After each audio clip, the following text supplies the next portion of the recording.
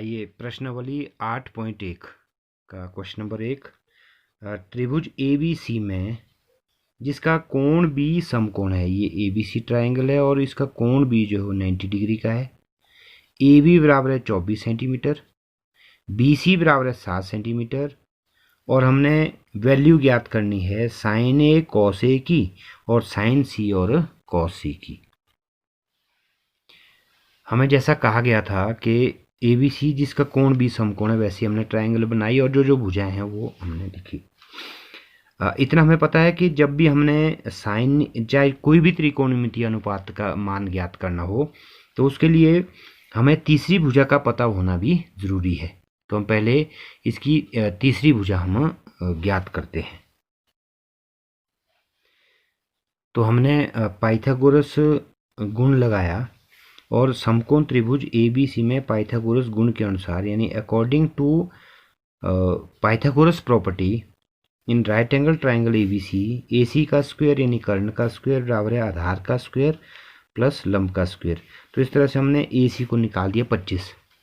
ये जो हमने यहाँ कैलकुलेशन की है ये आपको आनी चाहिए। अगर किसी भी समकोण त्रिभुज में दो भुजाएं आपको दी हैं तो तीसरी भुजा आपको ज्ञात करनी आनी चाहिए। तो ये हम 10th में आकर के नहीं सीखेंगे, ये हम 7th 8th 9th से लेकर हम सीखते आए हैं। तो आपने एक बार फिर से इसको सीखना है कि अगर दो भुजाएं दी है तो तीसरी भुजा कैसे निकालनी है। अब तीसरी भुजा भी हमारे पास है 25। अब हम जो हमें पूछा है नंबर 1 में हमें पूछा है, नंबर 1 में हमें पूछा है साइन A। अब हमें पता है कि साइन A, अब हमने ऐसे रफ में हमने लिख लिया है लो आम लो कच्चे आम। ये हम आपने रफ में लिख के रखना है लो आम लो कच्चे आम, यानी पहला साइन का, दूसरा कॉस का, तीसरा टेन का।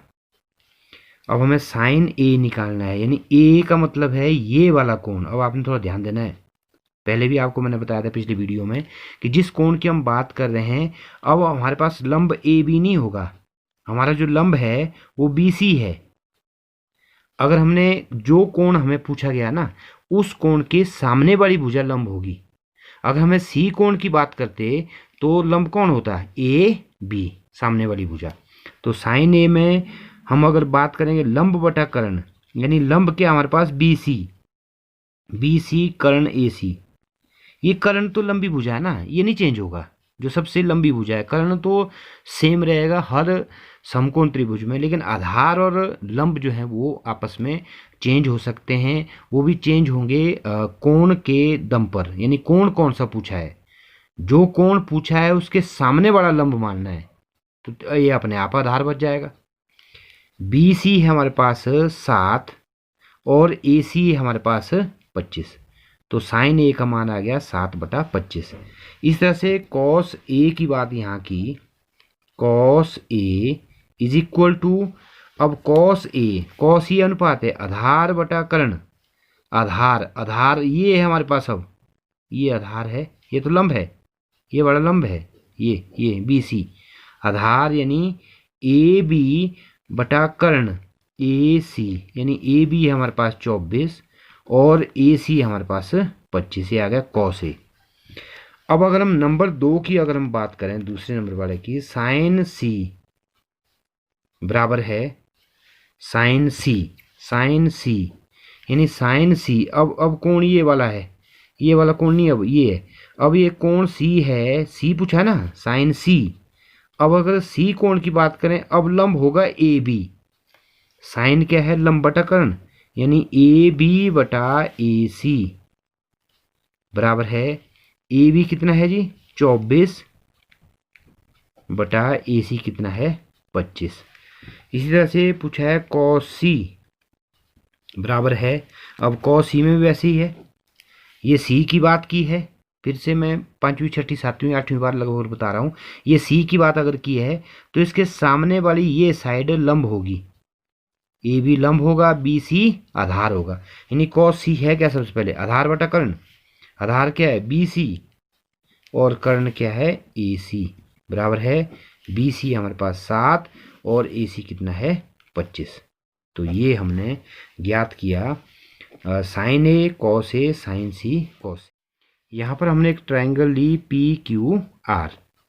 अब इस ट्रायंगल में आपको पता है कि ये कर्ण है, सबसे लंबी भुजा। एक बार फिर से बता रहा हूँ, ये आधार है और ये लंब है। अब चलो इनको छोड़ो आप, इन दोनों में सबसे लंबी भुजा कर्ण होगी। इसका भी नहीं हमें पता, इसका भी नहीं हमें पता क्या है। इन दोनों में, क्योंकि जब हम 90 अंश का कोण मापेंगे ना लंब, तो इधर को भी 90 अंश का, इधर को भी 90 अंश का है। अगर मैं इसको ऐसे ऐसे को अगर इसको मैं घुमाऊँ, ऐसे को अगर मैं इसको घुमा दूँ इस तरह से, तो अब ये लंब बन गया और ये हमारा बेस बन गया। तो इस तरह से अगर हम बात करें तो यहाँ से अगर हम इस त्रिभुज की अगर हम बात करें तो इस त्रिभुज में कौन सा आधार होगा, कौन सा लंब होगा।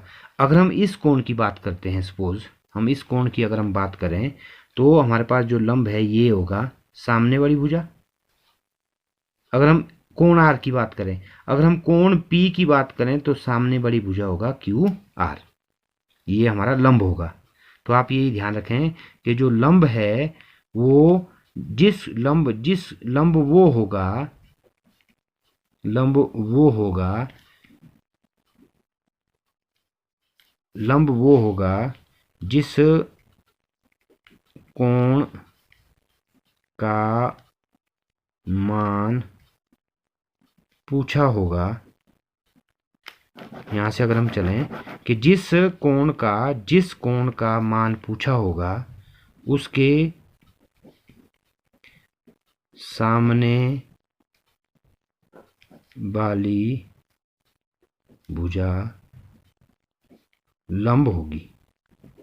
तो ये आप ध्यान रखें कि जिस कोण का मान पूछा होगा, उसके सामने वाली ऑपोजिट जो साइड है, सामने वाली सुमुख जो साइड है, वो भुजा जो है परपेंडिकुलर लंब होगी।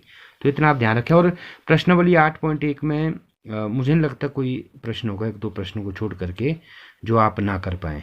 तो आप प्रश्नावली करने से पहले आप उदाहरण करें और उन उदाहरणों को सीखें, और वहाँ से भी कुछ सीख करके फिर आप प्रश्नावली बड़े आराम से स्टार्ट कर सकते हैं। Thank you.